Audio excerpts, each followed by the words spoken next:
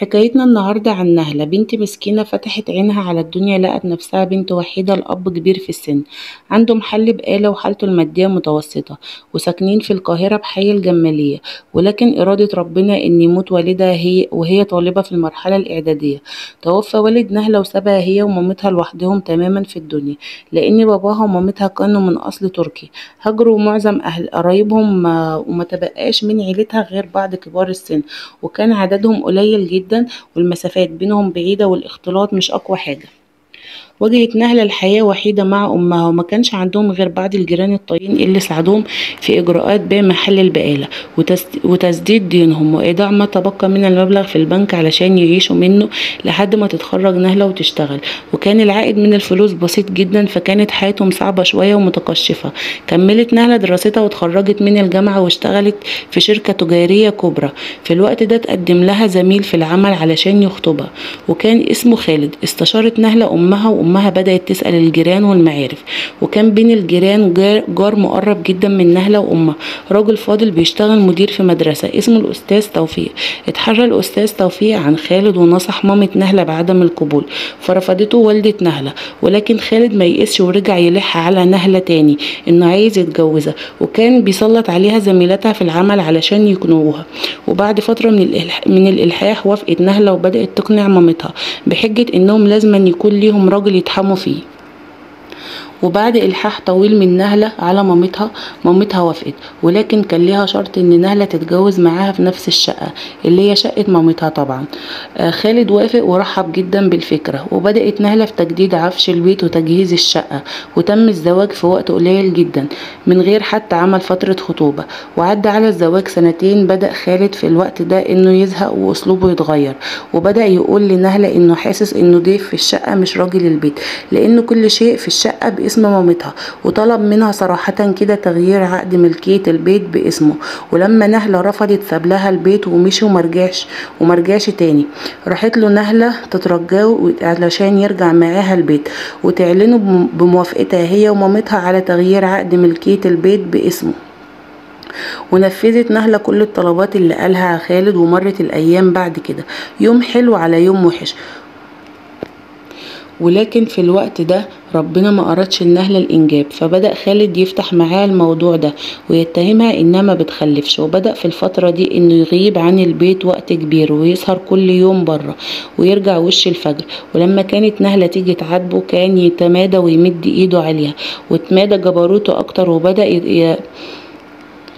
وبدأ يستولى على مرتبها. ده غير كمان الذهب اللي سابهولها باباها ورثها الوحيد منه. وكل ما كانت نهلة تعترض كان يمد ايده عليها هي ومامتها. وبدأت نهلة تكره خالد كره كبير، هو وكل الرجالة. ورغم كده ما اتجرأتش مرة وطلبت منه الطلاق. وفي يوم بعد خناقة كبيرة بينها وبين خالد اتجرأت وطلبت منه ان يرجع عقد ملكية الشقة باسمها علشان تقدر تحس بالأمان والاستقرار. فانفجر خالد فيها بالضرب وطردها من الشقة، فلجأت للجيران علشان تتحامى فيهم، فلحقها عند الجيران واخدها ورماها على السلم. وبعد الخناقة ما خلصت الجيران قالوا لنهلة انها تعمل محضر فيه وهم هيشهدوا معاها علشان تجبره على انه يرجع لها الشقة. ولكن نهلة خافت من خالد وما قدرتش تعمل كده. وبعد اسبوع لقت خالد بعت لها ورقة الطلاق مع انذار باخلاء الشقة خلال ايام. انهارت نهلة واتصدمت هي ومامتها صدمة كبيرة، وما كانوش عارفين يعملوا ايه ويروحوا فين، وهما ملهمش اي حد في الدنيا. واضطرت نهلة انها تبيع عفش الشقة وتسيب شقة باباها والذكريات اللي كانت بتفكرها بباباها. وصلت حكاية نهلة لرئيسها في العمل، فعرض عليها انتدابها فرع الشركة في مكان تاني في الزقازيق علشان تقيم هناك بصفة مؤقتة في استراحة الشركة مع مامتها. وحصل كده فعلا، وانتقلت نهلة للعمل في الزقازيق. وهناك نصحوها زمايلها لما عرفوا حكايتها بتقديم طلب للحصول على شقة تعاونية من المحافظة والإقامة فيها. اتكلمت نهلة مع مامتها في الموضوع ده ووافقت مامتها على طول، وقدمت نهلة طلب ودفعت كل اللي معاها كمقدم للشقة. واستقرت نهلة هي ووالدتها في الزقازيق. بعد سنة استلمت نهلة الشقة وفرشتها فرش بسيط جدا، وبدأت تكون صداقات وجيران هناك، وبدأت حياتها تستقر من تاني. في الوقت ده بدأت مامتها تخاف عليها من الوحدة لو هي ماتت فجأة، وبدأت تتكلم معاها في موضوع الزواج تاني، ولكن كل محاولاتها كانت فاشلة لأن نهلة كانت كرهت كل الرجالة وما بقاش عندها ثقة في أي راجل.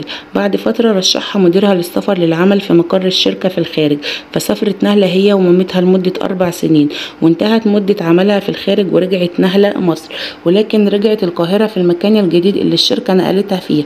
باعت نهلة شقتها في الزقازيق وانتقلت القاهرة واشترت شقة في مكان راقي جدا، واستقرت هي ومامتها في القاهرة. وفي يوم وهي في مكتبها دخل عليها صفوت وهو عميل متميز في الشركة. بعد فترة من تعاملها مع صفوت حست تجاهه براحة كبيرة بعد ما هو قال لها انه معجب بيها وانها تديله فرصة. حكت نهلة لمامتها عن صفوت وانه عايز يتجوزها، ولكنها مترددة وخايفة يحصل معاها نفس اللي حصل من خالد. وبدأ يلح صفوت على نهلة كتير وان عايز يعرف سبب رفضها، فحكت له عن كل حاجة حصلت معاها واللي عمله معاها خالد، وانها خايفة من كل الرجالة وما بقاش عندها ثقة في اي راجل، لدرجة انها بتخاف تقرب او تدخل حي العباسية تاني. ألح عليها صفوت انها لازم تكسر حاجز الخوف وتذهب الى حي العباسية مرة تانية علشان حالتها النفسية تتحسن.